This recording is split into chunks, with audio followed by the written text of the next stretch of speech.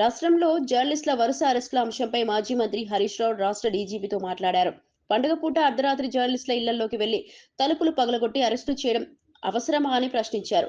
ప్రొసీజర్ను అనుసరించకుండా ముందస్తు నోటీసులు ఇవ్వకుండా ఎలా అరెస్టులు చేస్తారని హరీష్ రావు ఆవేదన వ్యక్తం చేశారు. జర్నలిస్టులు క్రిమినల్స్ కాదు, టెర్రరిస్టులు కూడా కాదని పేర్కొంటూ వారి పట్ల ఇంత కఠినంగా వ్యవహరించాల్సిన అవసరం ఏమిటని ప్రశ్నించారు. ఈ విధమైన చర్యల వల్ల జర్నలిస్టుల కుటుంబాలు తీవ్ర మానసిక వేదనకు గురవుతాయని, పండుగ రోజుల్లో ఇటువంటి అరెస్టులు సరికాదని చెప్పారు. ఏం లేదన్నా, ఇది ఒక రిక్వెస్ట్ అన్నాక జర్నలిస్టులను మరీ అర్ధరాత్రి పూట ఈ పండుగ పూట ఇళ్లలో పోయి అరెస్ట్ చేయడం అవసరమా శ్రీధరన్న? మా రిక్వెస్ట్ ఏంటంటే due follow the due procedure. వాళ్ళేం క్రిమినల్స్ కాదు, టెర్రరిస్టులు కాదు కదని రేపు అదే పండుగ తెల్లారి అరెస్ట్ చేయండి. అంత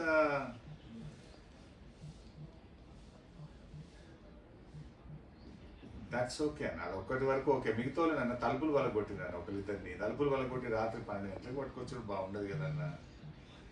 జర్నలిస్టులను కానీ వాళ్ళు వాళ్ళు డైరెక్ట్గా ప్రొఫెషన్ ఏముంటుంది. ఈ గతంలో జరగలేదన్న ఒక్క మాట చెప్పండి అన్న, పండుగ మందం విడిచిపెట్టి పండుగ తర్వాత పిలువండి నోటీస్ ఇచ్చి. ఫ్యామిలీస్ అంతా ఫీల్ అవుతారు కదన్న, పండుగ పూట ఇబ్బంది పెట్టకండి కైండ్లీ.